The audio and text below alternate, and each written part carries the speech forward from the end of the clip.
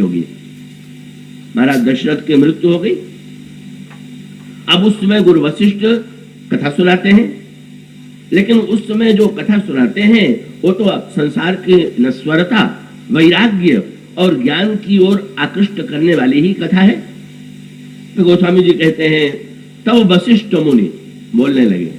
गोस्वामी जी ने एक वाक्य जोड़ दिया, कैसी कथा उन्होंने सुनाई, और तो वो वाक्य आपको मिलेगा, तब वशिष्ठ मुनि समय सम।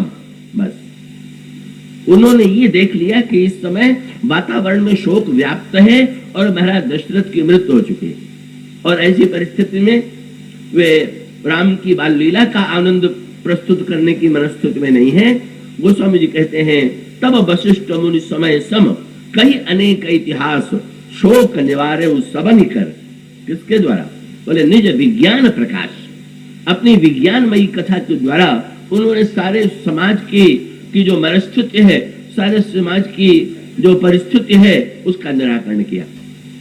तो कथा की जो अलग अलग नदियों से तुलना की गई, वो मानो एक तो काव्य की भाषा है, उसका तात्पर्य यह है कि कथा को न जाने कितने रूपों में कहा जाता है, कहा जाना चाहिए, और वो कथा के जो सभी रूप हैं उपयोगी हैं, पर आवश्यकता ये ध्यान रखने की है कि किस संदर्भ में कथा के किस रूप की उपयोगिता है। जैसे एक दृष्टांत आपके सामने दे, वैसे कुछ वक्ता तो एक ही प्रकार की विशेष शैली में बोलते हैं और उनकी कथा में विचार, भावना या चरित्र के तत्व की प्रधानता होती है, पर जो समग्र रूप से जो पूर्ण वक्ता है का वे अवसर के अनुकूल सभी शैलियों का उपयोग करते हैं, और उन वक्ताओं में सर्वश्रेष्ठ श्री हनुमान जी। आप पढ़ेंगे रामायण में कि जितनी समस्याएं हनुमान जी के सामने आई, उन सारी समस्याओं का समाधान उन्होंने कथा के माध्यम से किया।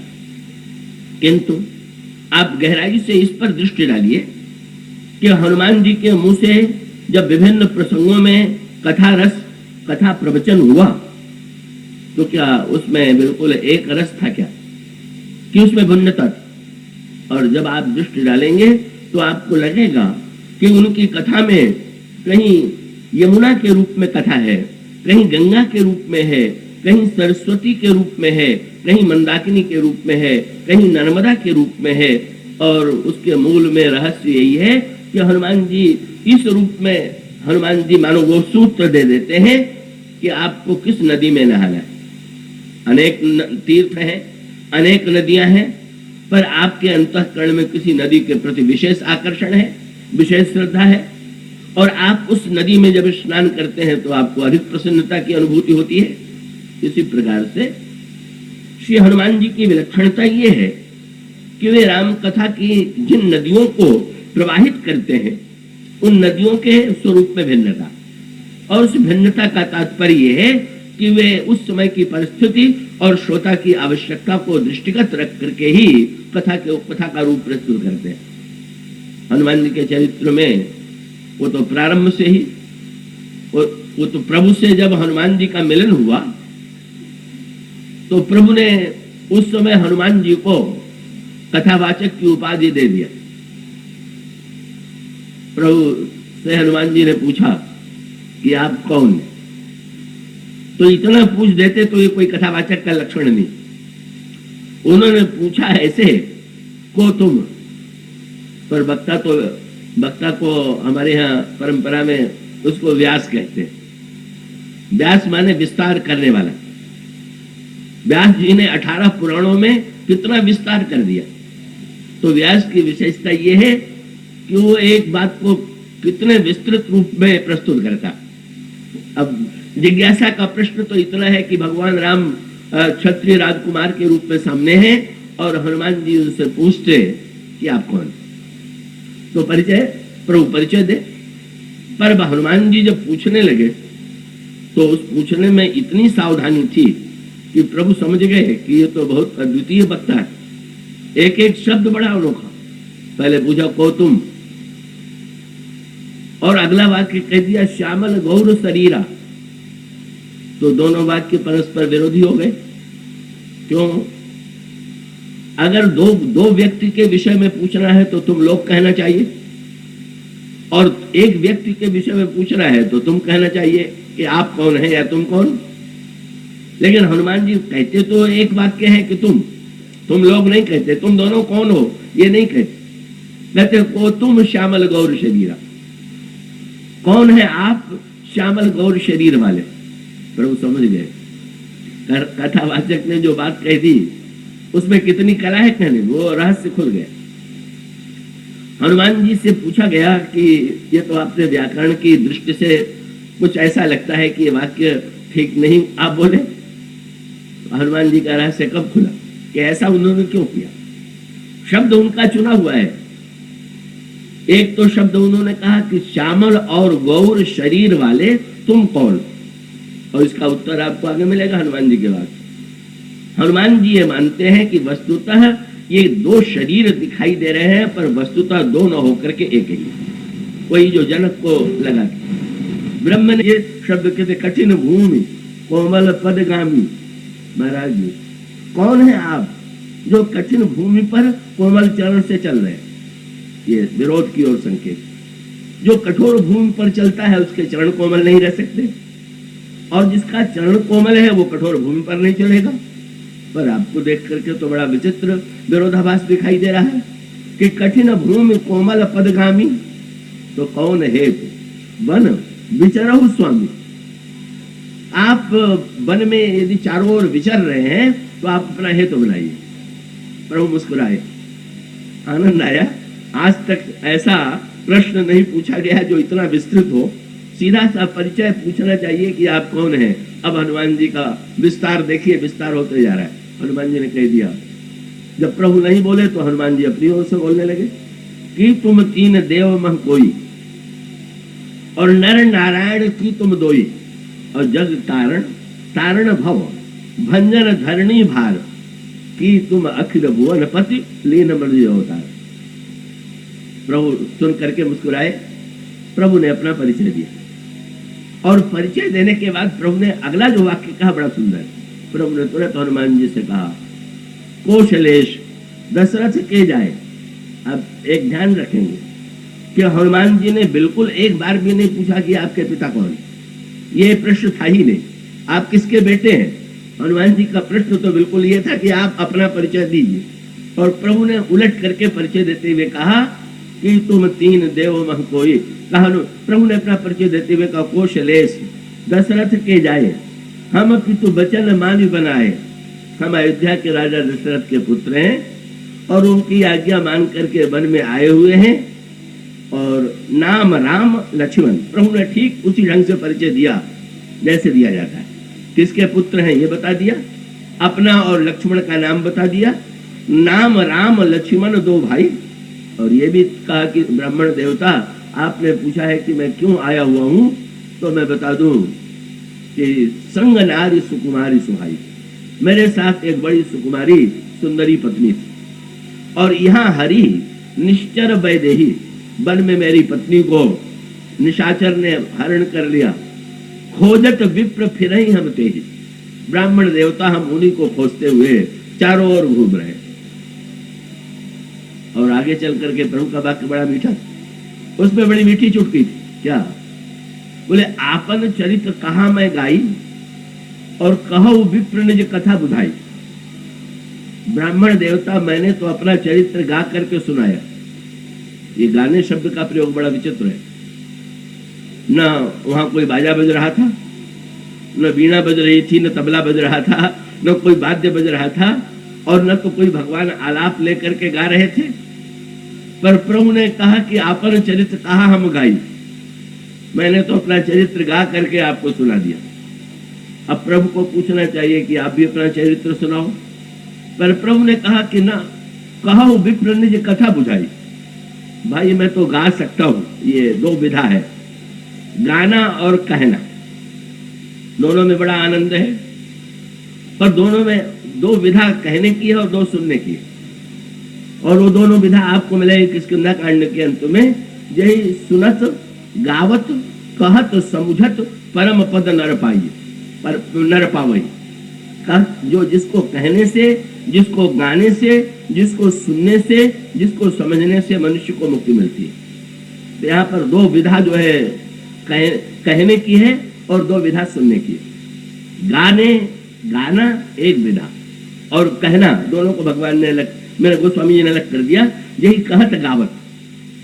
और सुनने की विधा को भी दो तरह से कर दिया, सुनत समुझत। और उसका अभिप्राय क्या हुआ कि एक में सुनने की प्रधानता है और दूसरे में समझने की। जब गाया जाए तो सुन करके रस लीजिए और जब कहा जाए तो समझ करके उसको ग्रहण कीजिए। दोनों बातें अपने अपने स्थान पर, दोनों का दोनों से संबंध है। भगवान श्री राघवेंद्र ने हनुमान जी से कहा कि भाई मेरा तो गाना ही गाना है, मैंने तो अपना जो चरित्र परिचय हो सकता था का वो परिचय मैंने तुम्हें दे दिया, तो तुमने तो सुन करके आनंद ले दिया, लेकिन भाई तुम तो बहुत बड़े कथावाचक लग रहे हो, तो मैं तुमसे आशा नहीं करूंगा कि तुम गा करके कह दोगे। तुमको तो कहो विप्र ब्राह्मण देवता, कहो विप्र निज कथा बुझाई। और सचमुच जो कथावाचक में दिव्य गुण होना चाहिए वही हनुमान जी ने। क्या पहला कार्य तो प्रभु का प्रश्न सुनते ही हनुमान जी ने प्रभु के चरणों को पकड़ लिया। गोस्वामी जी ने कहा प्रभु पहचान परे गई चरण। अगर हनुमान जी कथावाचक में होते तो चरणों में नहीं कर सकते थे, पर कथावाचक का अर्थ क्या हुआ? भगवान ने जो अपना परिचय दिया एक साधारण राजकुमार के रूप में दिया, अयोध्या के राजपुत्र के रूप में दिया, समस्याग्रस्त व्यक्ति के रूप में दिया, जिसको पिता की आज्ञा से वन में आना पड़ा है, जिसकी पत्नी खो गई और जो वन में अपनी पत्नी को खोजता फिर रहा। चरित्र तो केवल इतना ही है, पर वो व्याख्याता जो चरित्र का कथावाचक था उसमें भगवान के वाक्यों में इतने रहस्य ढूंढ डाले कि प्रभु मुस्कुराए कि भाई हाँ मैं समझ। इसीलिए प्रभु को जब कथा सुनाने की बात मन में आती थी तो हनुमान जी का ही चुनाव करते थे। बोले भाई तुम्हारी कथा अद्भुत है, तुमने मेरे वाक्यों में जो जो अर्थ निकाल दिए वो तो शायद मुझे भी पता नहीं था। और सचमुच हनुमान जी ने एक एक अर्थ जो लिया वो वस्तुतः शब्दों में नहीं, उसके पीछे जो हनुमान जी में उन घटनाओं को, उन शब्दों को सुन करके सुनने की और उसकी व्याख्या करने की जो शैली है वो हनुमान जी के रूप में प्रकट होती है। प्रभु ने हनुमान जी की ओर देखा, बड़ी अनोखी बात है। ब्राह्मण देवता आप आए थे तो मुझे ब्रह्म कह रहे थे, पर ब्रह्म कहने के साथ साथ आपने दूर से प्रणाम किया था और आप स्पष्ट रूप से सुन रहे हैं कि मैंने अपना परिचय एक साधारण राजकुमार के रूप में दिया है। पर लगता है आपकी श्रद्धा और बढ़ गई क्योंकि आपने तो चरणों को कस के पकड़ लिया।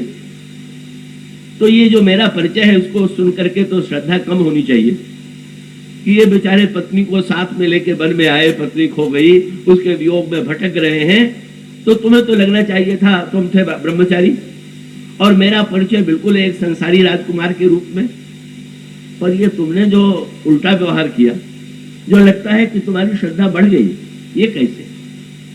हनुमान जी ने कहा प्रभु इसलिए बढ़ गई कि मैंने जब दूर से प्रणाम किया था तो ब्रह्म समझ के किया था, लेकिन जब आपने कहा कि आप अयोध्या के राजकुमार हैं तो अयोध्या के राजकुमार को सुन करके हमारे अंतःकरण में बड़ी आशा बनी। क्या जब आपने ये कहा कि आप अयोध्या के राजा दशरथ के पुत्र हैं तो मुझे लगने लगा कि ये तो ईश्वर की बड़ी कृपा है कि जो ब्रह्म कभी पकड़ में नहीं आता था वो बेटा बनकर के पकड़ में आ गया। इसलिए इसी ब्रह्म की आवश्यकता तो हम लोगों को थे ही। जो हमसे दूर रहने वाला मन समेत जिहि जान न बानी, तरक न सकहि सकल अनुमानी, महिमा निगम नेति कही कही, जो तिहु काल एक रस आई। बोले वो ब्रह्म जो है, जो मन से, बुद्धि से, वाणी से दूर था, उस दूर ब्रह्म, वो ब्रह्म जब आपने अपना परिचय दिया तो मुझे लगा कि बस बड़ी आपकी कृपा। और प्रभु ने कहा, हनुमान जी के वाक्य पर प्रभु का व्यंग ये था कि ब्राह्मण देवता तुम तो मुझे भुवनपति बना रहे हो कि तुम अखिल भुवनपति। अरे भाई भुवनपति बनना तो दूर रहा, अयोध्यापति भी नहीं बन पाया।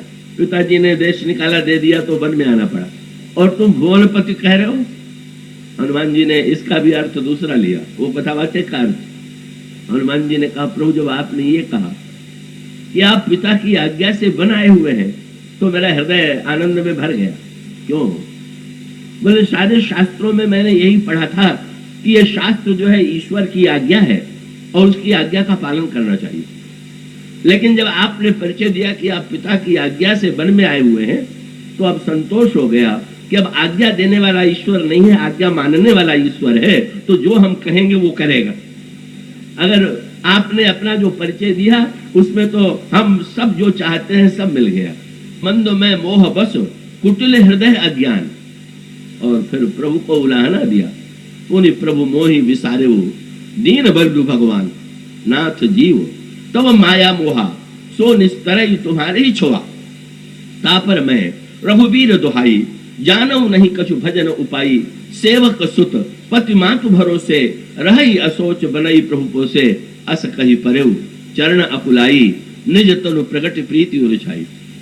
जब हनुमान जी ने अपना परिचय दिया तो प्रभु ने व्यंग भरी दृष्टि से देखा, भाई बड़े अद्भुत कथावाचक हो, मैंने तुमसे कथा सुनाने के लिए कहा तो तुम कथा सुना रहे हो कि अपनी व्यथा सुना रहे हो? ये तो पूरी तुमने अपनी व्यथा सुनाई। हनुमान जी ने चरणों को पकड़ करके कहा, प्रभु कथा तो आपकी ही है, जीव की तो व्यथा ही है। और जीव की व्यथा आप सुन लें और जीव आपकी कथा सुन ले तो दोनों धन्य हो जाए। अगर जीव की व्यथा प्रभु सुन ले तो करुणा उत्पन्न होगी, और प्रभु की कथा अगर जीव सुन ले तो हमारे हृदय में प्रेम होगा, और प्रेम और करुणा का मिलन हो जाए। बस इसी जीवन में ईश्वर की में करुणा उदित हो और हमारे अंतःकरण में प्रेम का उदय हो। करुणा और प्रेम का मिश्रण मिलन जो है यही भक्त और भगवान का मिलन है। हनुमान जी ने अपनी व्यथा, अपनी दीनता की ऐसी व्यथा सुनाई। उस व्यथा को सुनाते सुनाते हनुमान जी के आंखों में आंसू आ गया, और जब आंसू आया तो कथा का प्रभाव किस पर पड़ा? सचमुच जो चाहिए था वही हुआ। क्या जीव की व्यथा सुनकर के ईश्वर पर क्या प्रभाव पड़ा? जब भगवान की कथा सुनकर के तो हनुमान जी ने ईश्वर को पकड़ लिया, और ईश्वर ने जब जीव की व्यथा सुनी तो स्वामी जी ने कहा, तब रघुपति उठाई उरलावा और निज लोचन जल सींच जुड़ावा। ऐसी व्यथा सुनाई कि प्रभु रोने लगे, आंखों में आंसू आ गया। ये आंसू जो है यही करुणा का चिन्ह है, और इसका अभिप्राय यह है कि प्रभु जो है करुणा से द्रवित हो गए। ऐसी दिव्य हनुमान जी ने अपनी व्यथा और ऐसी व्याख्या की, प्रभु द्रवित हो गए और हृदय से लगा करके हनुमान जी से कहते हैं, सुनु कपि जन जिय मानसी ऊना तय मम प्रिय लक्ष्मण ते दूना। हनुमान, तुम अपने मन में किसी प्रकार की कमी का अनुभव मत करना। मैं तुम्हारा नाम जानता हूँ, तुमको यही उलाहना था ना कि मैंने तुम्हारा नाम क्यों पूछ दिया? हनुमान जी ने उलाहना दिया, मैंने पूछा तो आप उसके बदले में मुझसे नाम पूछने लगे।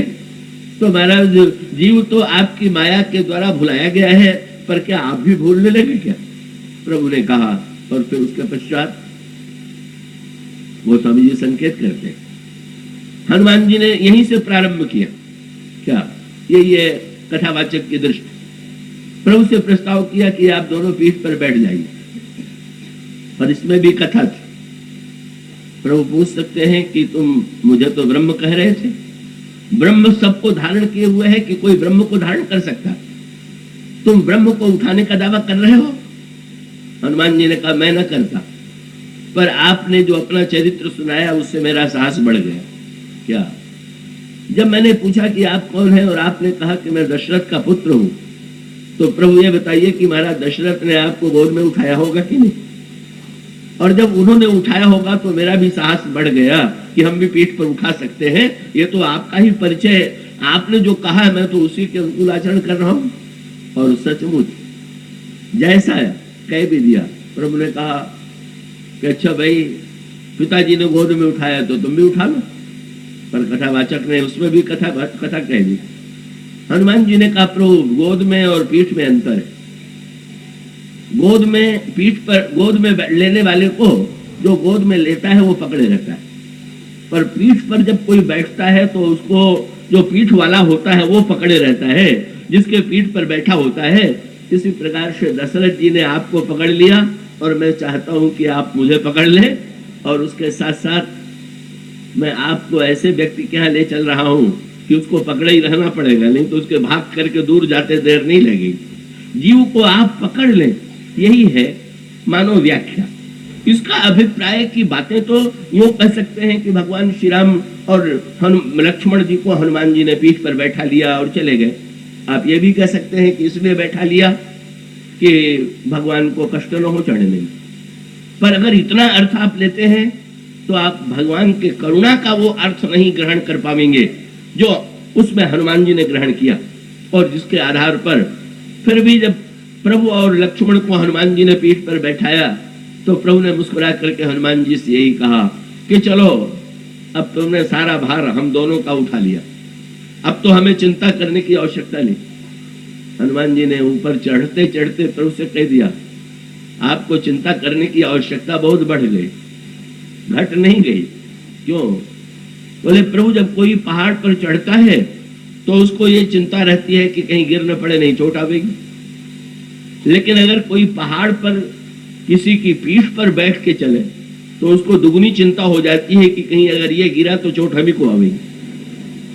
तो आप जब दोनों पीठ पर बैठे हैं तो आपको चिंता बनी रहेगी कि हनुमान अगर गिरेगा तो चोट हमी को आवेगी। बोले महाराज भक्त का अगर पतन हुआ तो ईश्वर की मर्यादा कोई महिमा कोई चोट आती है, इसलिए हम तो निश्चिंत हो गए। आप कहते हैं चिंता दूर हो गई, मैं तो निश्चिंत हो गया कि जब आप और लक्ष्मण जी हमारे पीठ पर बैठ गए तो चिंता करने की आवश्यकता नहीं। और सब तब यही विधि सकल कथा समुझाई, कथा शब्द को स्वामी जी ने फिर चुना, लिए दो जन पीठ चढ़ाई, दोनों भाइयों को पीठ पर चढ़ा दिया और उसके पश्चात लेकर के भगवान श्री राम और लक्ष्मण को का प्रभु ने मानो संकेत किया। अब प्रभु कितने आज्ञाकारी हो गए कि आज हनुमान जी ने जैसे कहा पीठ पर बैठ जाइए तो भी नहीं ले, और ये कह दिया कि आप सुग्रीव के पास चले चलिए तो भी नहीं ले। जो भक्त जो कह रहा है, भक्त जिधर ले जा रहा है प्रभु उसको उसी दिशा में उसकी इच्छा की पूर्ति के लिए जा रहे हैं।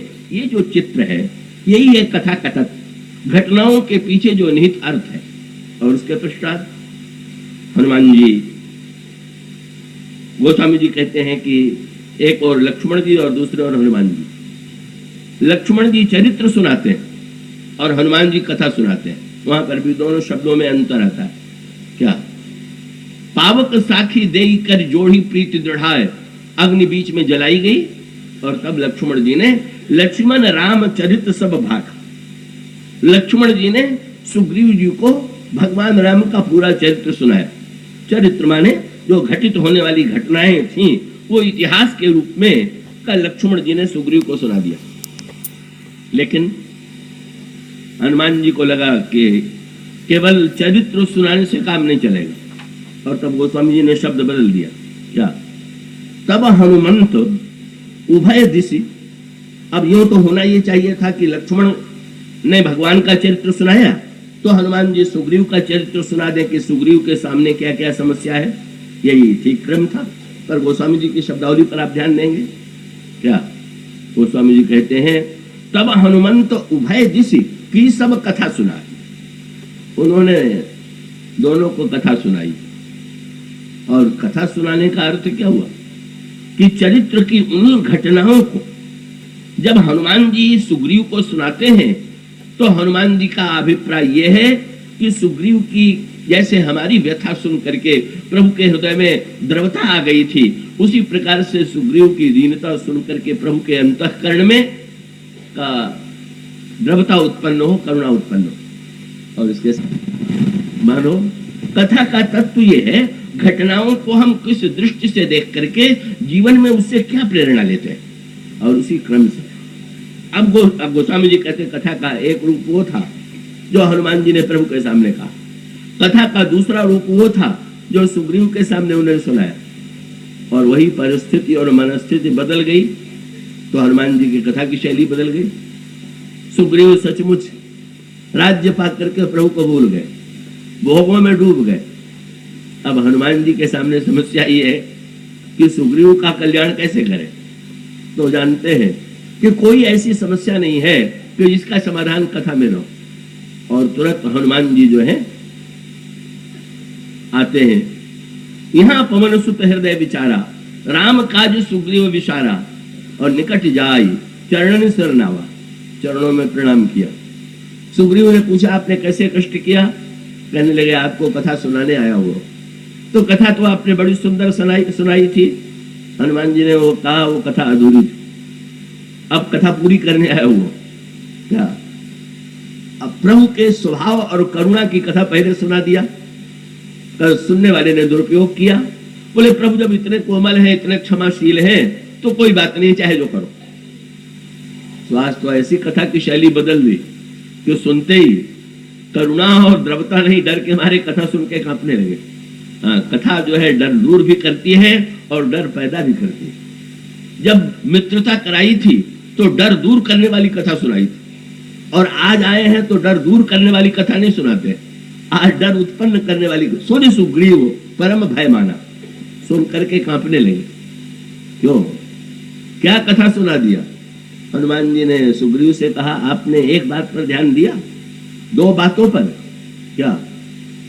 एक तो प्रभु ने जब बाली का वध किया तो राज्य आपको दिया, पर युवराज पद आपके परंपरा में न दे करके उन्होंने बाली के पुत्र अंगद को दिया। और दूसरा आपने ध्यान दिया कि प्रभु ने जब बाण बाली के ऊपर चलाया तो वो बाण कहां गया? सुग्रीव ने कहा वो बाण बाली के हृदय से निकल करके प्रभु के तरकस में चला गया। प्रभु ने बाण क्यों लौटा लिया? सुग्रीव ने कहा प्रभु की करुणा है, अपने पास रहने वालों को पास फिर से बुला लेते हैं। हनुमान जी ने कहा बिल्कुल नहीं, आपने समझने में भूल की है। क्या? उन्होंने कहा मुझे तो लगता है कि ये बाण उन्होंने आपके लिए रख छोड़ा है कि अगर बाली की तरह ये भी आचरण करेगा तो उसको भी वही दंड देना होगा, इसलिए वो बाण बिल्कुल आपके लिए रखा हुआ। और अंगद को भी इसीलिए युवराज बनाया है कि समझ गए कि ये मनमाना आचरण करेगा तो जैसे बाली को दंड दिया है उसी प्रकार से सुग्रीव को दंड देना पड़ेगा। अरे जो कथा सुनी डर के मारे कांपने लगे। और अभिप्राय क्या? कथा डर दूर करती है कि कथा डर उत्पन्न करती है? और उसका उत्तर यही, जिस समय डर हो उस समय कथा सुन करके डर दूर कीजिए, और जिस समय डर दूर हो जाने से भगवान दूर चले जाए तो उस समय कथा सुन करके डर करके भगवान के पास चले आइए। इसी तरह से पूरे प्रसंगों में विभीषण को भी हनुमान जी कथा सुनाते हैं, वहां पर भी सीता जी को भी कथा सुनाते हैं, भरत जी को भी कथा सुनाते हैं। तो क्या आप सुनाते हैं समझते हैं कि उन्होंने सारी कथाओं को एक ही पद्धति से सुना है? जब सीता जी को उन्होंने अशोक वाटिका में कथा सुनाई होगी, जब विभीषण को उन्होंने लंका में कथा सुनाई होगी, घटनाएं तो वही है भाई, घटनाएं अलग अलग थोड़ी है, लेकिन सुनाने की शैली में सर्वथा भिन्नता। और हनुमान जी जानते हैं कि इस समय इस व्यक्ति की मनस्थिति के लिए किस प्रकार की कथा उपयोगी। इस दृष्टि से जब श्री सीता जी को कथा सुनाते हैं तो उसमें श्रृंगार प्रेम की प्रधानता होती है। जब विभीषण को कथा सुनाते हैं तो उसमें मर्यादा की प्रधानता होती है। और जब लौट करके आते हैं और श्री सीता जी की कथा प्रभु को सुनाते हैं तो उसमें करुणा की प्रधानता है। श्री सीता जी को ऐसी कथा सुनाई कि रामचंद्र गुण वर्णन लागा, सुनता ही सीता कर दुख भागा। सीता जी का दुख भग गया, आंखों के आंसू सूख गए, प्रसन्न हो गए। और लौट करके प्रभु के पास आए तो सीता जी की कथा सुनाने लगे। और कैसी कथा सुनाई? बोले सुन सीता दुख प्रभु सुख ऐना, भरी आए जल राजीव नैना। प्रभु रोने लगे।